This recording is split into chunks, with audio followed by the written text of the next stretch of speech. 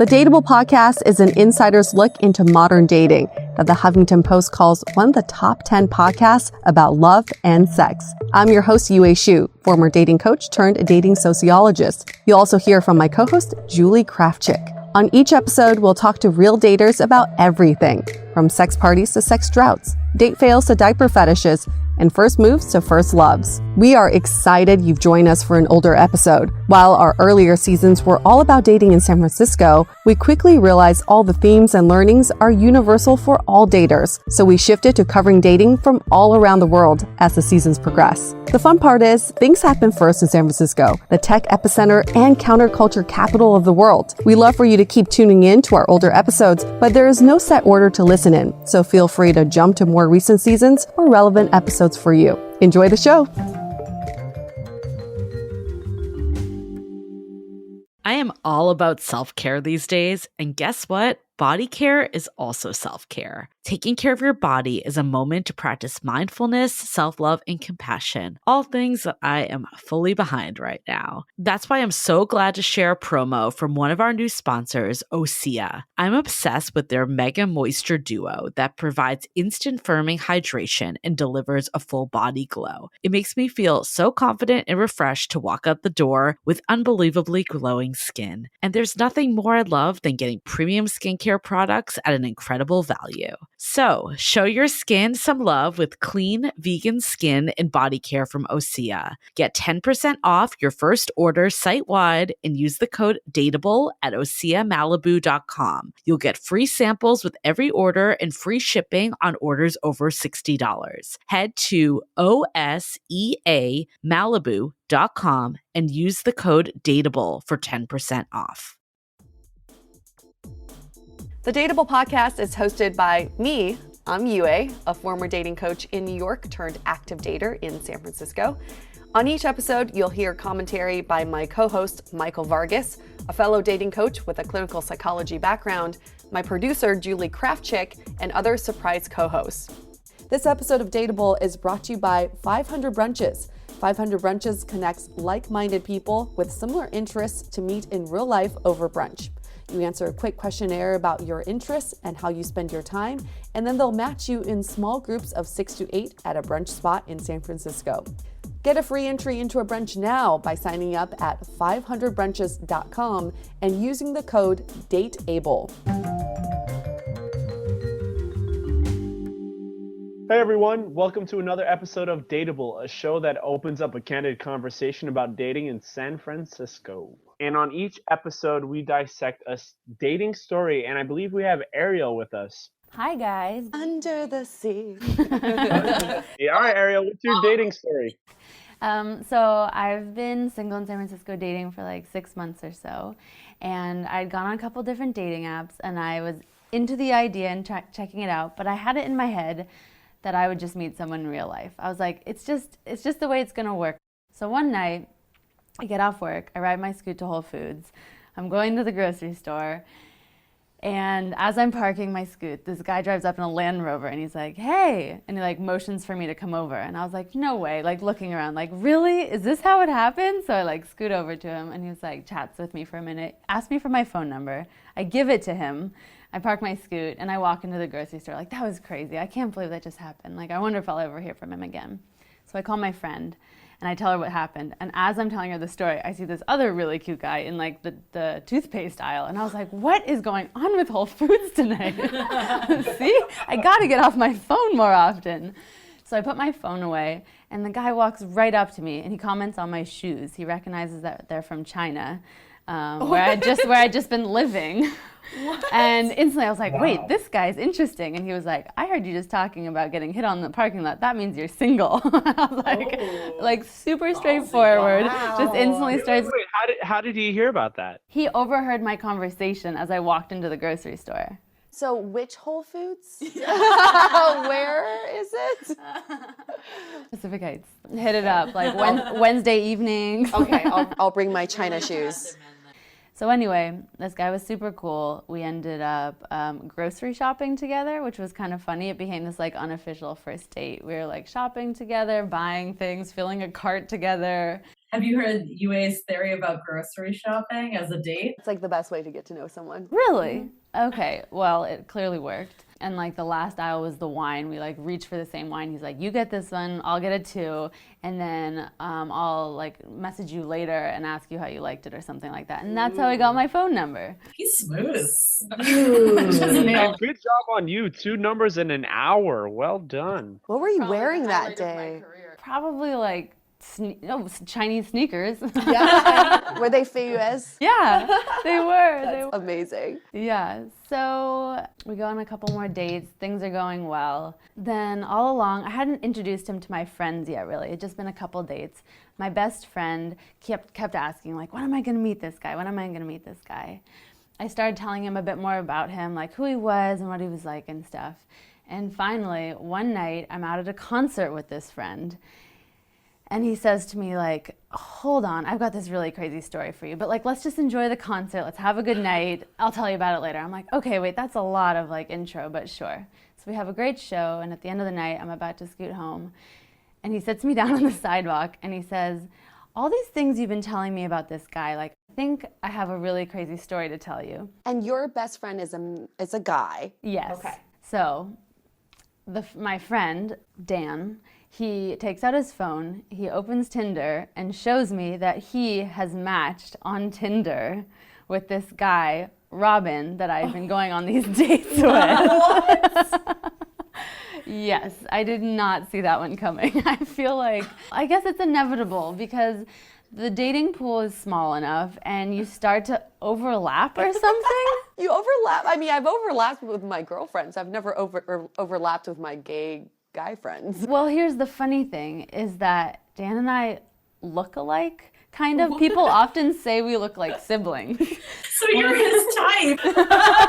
He knows what he wants. He has a particular type. It's just like, if you like a shirt, you buy in every color. Exactly. So it definitely took me aback for a moment. I was like, okay, hold on. Like, let me recalibrate here. I actually ended up going and talking to the guy about it pretty honestly right up front. And he was just like, are you still on dating apps? And I was like, yeah. And he was like, so am I. You know, like things are kind of like, we had just been on a couple dates and he was like, it was just kind of out and open. And I never was able to really like fault him for it. There's nothing wrong with it per se, but it definitely threw me through a loop. I mean, in San Francisco, there are a lot of people that are just open with sexuality. A lot of people are bisexual. There's nothing wrong with it. But I totally agree that it's not the standard thing that you think is going to happen.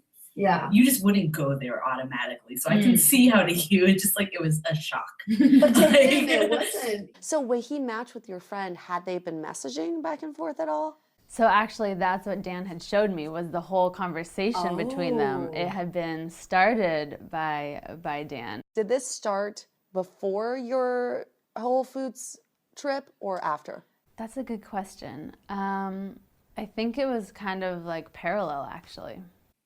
Early stages of dating. We were only like a week or two in by then. I mean, I would have been a little bit bothered even if a girlfriend had broken the news to me. Right. You know, but then I wouldn't necessarily confront the guy about it if it was a girlfriend that had matched with him. As a straight woman, when you start dating a guy, you feel like, okay, like, is he still interested in other women? But then all of a sudden it had to be like other women and other men. Like, that's a lot of competition. Like, geez. Yeah, that is a lot of competition. I mean, he must be at Whole Foods all the time because he's just picking everybody up. So how did this pan out? You know, we actually went on a couple more dates. I talked it through with my sister and she was like, get over it. This is San Francisco. I'd been living abroad and I'm like just back new in the dating scene again, kind of like maybe things have changed a little bit. Maybe you just need to kind of get up to speed. And I was like, okay, I can do this. I can get up to speed. Well, you got up to speed quick. Yeah. Yeah. The end of the story is no, it did not go anywhere and we're not together. But it's hard to say. It's hard to know if it like what exactly the factors were. I think part of it, maybe my ego a little bit, especially as like, it's my best friend. That's funny. And he's a good sport, but he would kind of like, he couldn't help it. He'd be like, so like, how's that going? You know, like, Oh, it hurts your ego a bit. At this point, are you still wanting to date around, or you're looking for something more real, something long lasting? Well, I guess the happy ending to the story is I'm dating someone else also who I met in real life, interestingly. Was it at Safeway this time? Yes. Did you sleep with him? I did. You slept with him after the fact? Oh, yeah, maybe like once or twice. So what was it that ended it then? Because it sounded like you were still working on it. What was it that really ended it, you think? You know, this is funny to even talk about it. I think it was one of the most kind of odd endings that I've had in the 6 months of dating different people. Like, it just kind of ended, and I think part of it may have been my energy. I probably shifted a bit and I probably didn't give the same that I had been giving before, just because I was a little unsure about it, and I'm sure he picked up on that. But in the end, he pulled back, and I did too, and it just kind of fizzled out. It wasn't like an official ending. I guess, Michael, what would you do if this happened to you? If the girl you start dating matched with your best girlfriend on Tinder? I think that's a totally different ballgame. Is it? I don't know. Is it though? I like to know. I think it depends on more of what am I looking for? Am I looking for like a real relationship, or am I looking for someone who's just dating? If it's someone who's dating, then that steers it with a little bit more towards that's fine. And then also it depends on the relationship of my friend and I want to check in with her and see how she feels about it. Like the last person I'm going to care about in this situation is the person that we're both dating. I'm going to care about what I want and also what my best friend is looking for, and making sure that her and I are okay with everything that's going on.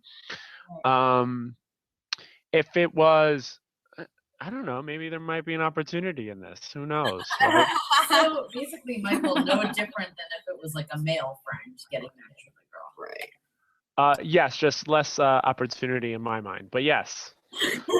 Interestingly, actually, in the conversation that I read between the two guys, there had been conversation about like it wasn't just straight, like it wasn't clear that it was just going to be two men. The guy that I'd been on the dates with, Robin, he said like maybe like this is kind of new, this is kind of interesting to me, like maybe I'd be interested in like male and female. Like he was kind of curious on both sides too, so which I think that's where it kind of made it a little bit easier for me to kind of chew on there, because I was like, okay, so this is like a curiosity thing, and it's just like it's so easy these days. It's just the same way that you can get a date from your bed, you can also just experiment with your sexuality in any different category. I mean, I guess to your point, this day and age is the easiest time to test if you have any inkling of it, this is the easiest time to figure it out. He may never have been in an opportunity to feel comfortable to test it out. That's true. But, this is something, I guess, I've learned something, that this is something I could keep an open mind about. Because in case this does happen to me when it comes to dating, how I would react to something like this. My first inclination is to say I'd be pissed. I'd be pissed. But I don't think pissed is the right word. At least for I me. would be. For you, for me, I think I would just be shocked, and I think I would pull back the same way you did. If not, what is it that you would be pissed about? I feel like I would be pissed that I was misled. Obviously, this is coming from a place of ignorance, because I've never been Misled in what way? in the way that I thought that this person I was seeing was straight. but were like you completely misled? straight. He never said that. That was just your assumption. Right, exactly. That's why I'm saying this is coming from a place of ignorance. But I know that my ignorance would bring me to a place of pissed offness. So you'd be pissed off of the fact that you felt like you didn't know their full intentions outside of just you and him. Right, because I mean, on something like Tinder, you don't know when someone's looking for both. If you're on OkCupid, people say, "Oh, I'm bi-curious, I'm bisexual." But on Tinder, you just assume if you match, you're both straight. I think you make that assumption a lot. Like, if you are a straight person, you make the assumption that the people that are interested in you are straight, and that might not be the right assumption, is what I'm picking up on. Yeah. And that's the thing, like how much do you really know about someone within a week? So I think one big part about this is communication, and I think that if we start communicating a little bit better, it would make it more organic to find out things of this type of nature. So say, hey, what kind of relationship is this? Are we dating or are we looking for something more serious? And then if we're just dating, then that means you're both open to other people, and that's not a big deal. But if you start saying, well, I kind of want a relationship, and the other person says, well, I kind of want to date other people, then it's going in more that direction. It's hard, but communicating about what it is that we want, what we're looking for, makes it a lot easier to discover these things. I think Ariel brought up a good point too. It's like if you go on, like you were dating for a week or two, 3 or 4 dates, it seems like a lot, but it really isn't. If you are meeting them for like a couple hours, like how well do you really know someone? A big thing that I learned from it is like everyone has their history, everyone has their past. Who have they dated? Who will they date? Who do they want to date? Like that, these are all things you don't know, and these are all things about people's character that you have to learn. And at the end of the day, I think everyone is probably just looking for romance or love or something.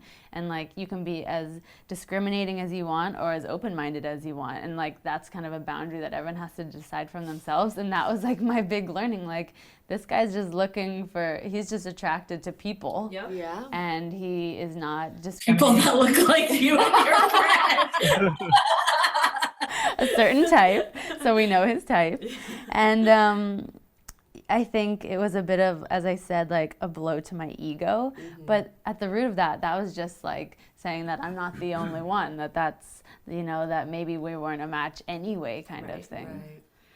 Yeah, I think there's a shock value for sure. There definitely is a shock value. And also it's a bi curiosity that worries me. If he were just full bisexual and he had history with men, okay, then I'd be like, all right, he's like fully invested in this. But it's a curiosity, and that sometimes that curiosity turns into novelty of a situation that could trump whatever he has with you, right? Because he's been with women. There's nothing new with you. Or just unknown. Or the unknown, yeah. You guys should have triple dated. You should. We joked about it, or just like, That would have been so good. Him in the middle holding both of your hands. oh my God. Amazing. So I learned a few things. Let's go on to takeaways. I learned that just keep an open mind. You never know what you're going to get until you get that situation, and how you react to it, you can't predict. So just keep an open mind. And also don't feel like you know the whole story from day one, Yeah. and recognize that there's still a ton you don't know about someone in early stages of dating. Yeah. One of my takeaways is thank God for friends who got your back and tell you what's going on, because that was really great of your friend to be able to tell you, hey, listen, look what's going on here. Sure. What happened to the Range Rover guy? Yeah. I never heard from him. He was a catalyst to this guy. Yeah, exactly. So let's go on to our question of the day. This is a quick one. It comes from Kevin, who says, at what point after dating someone do you get off dating apps? And how do you have that conversation with your partner? I feel like once you're exclusive, you should be off the dating apps. But as part of that exclusivity, define the relationship conversation, the getting off dating apps is part of that conversation. I guess the question on to that as well is, when do you make it Facebook official? Not Facebook official. I think being on dating apps definitely makes it feel like the other person's still playing the field. Definitely. Where Facebook's a whole different game. We've talked about that. Sometimes it's implied, but you could just say it in like a joking way, being like, I deleted my Tinder or something that's casual. Or In my experience, I think it just kind of goes hand in hand with real life. Like when you stop being interested in other people out in the real world, you kind of naturally stop being interested in people on your phone. I guess there's the added ease of it being on your phone that like it doesn't feel like, well, I wasn't actually going to do anything about it or whatever. So some people probably hang on to it longer than they would still like be out hitting on other people in a bar, like trying or wherever, and trying to at a grocery store, trying to take it to the next level. But I think that it kind of happens pretty naturally. yeah, I think a big thing too is, are they using it? Is it just on their phone, or are they actually like messaging people using it? Because like Hinge, for example, I've tried to get off that thing and they will not let you off of it. They want users. And you literally can never get rid of your profile. But you have can to log do it out. like through You can Facebook. log out, but like you're still showing up. But if you haven't been in the thing and like not matching with anything, then you're not really using it. This kind of reminds me of something you guys are talking about that's very similar to I've had a lot of guys who talked about when do I let go of my sex tapes of my previous girlfriend. Whoa, that's a totally different subject. What? Yeah, the way you guys are talking about it is the way I've heard a lot of guys talk about kind of letting go. It's like, well, when I'm serious with someone, then do I let them go? And it's a very interesting conversation. Okay. I think it's one of those things that's just like so unique from relationship to relationship. I don't mean to be generic, but there's some couples that are like, well, if it's like, we'll keep it light for a while. So if you have that, it doesn't bother me. Some people might be like, I have zero tolerance for this. If you want to be with me, you got to get rid of that. And other people like would just completely even just forget about it and not even remember that someone has it or something. I think it also, like we've talked about on the show too, like how people use them. Like there's people that use Tinder as like a game and they have no intention to ever playing Tinder. I don't know if necessarily just having it there is indicative of what it means. I think people should just be sensitive to their partner's needs. I'll give you an example. I was dating someone, we were exclusive, we were living together, but he never deleted his app, which was very similar to Tinder, except it's not Tinder. It was in China, so different app. My coworkers saw him on the app and they were embarrassed to ask me about it. And they were like, well, we thought you guys were living together, but you should know that he's still on this app. He wasn't actively using it, but still having your face show up does give other people a different impression as well. Totally. And I know a lot of relationships that have ended because of that. Yeah. So just be sensitive to your partner. Okay, I think we learned a lot in this episode. I certainly did. You guys remember, you can submit your own stories. They can be funny, sad, fantastic, amazing, and also just really weird. We can always keep you anonymous and the names of the parties involved in your story. Thank you so much, Ariel, for coming to hang out with us and tell us your story. Thank you, Ariel. Thank you guys. Thank you so much. Last but not least, stay dateable. Your action item for this week is to think about the idea of stonewalling, which is when someone withdraws from an interaction by getting quiet or shutting down. Ariel stonewalled in her situation and believes that's what ultimately caused their relationship to end. Think back to all the times you've stonewalled someone you were dating, and why did you do it?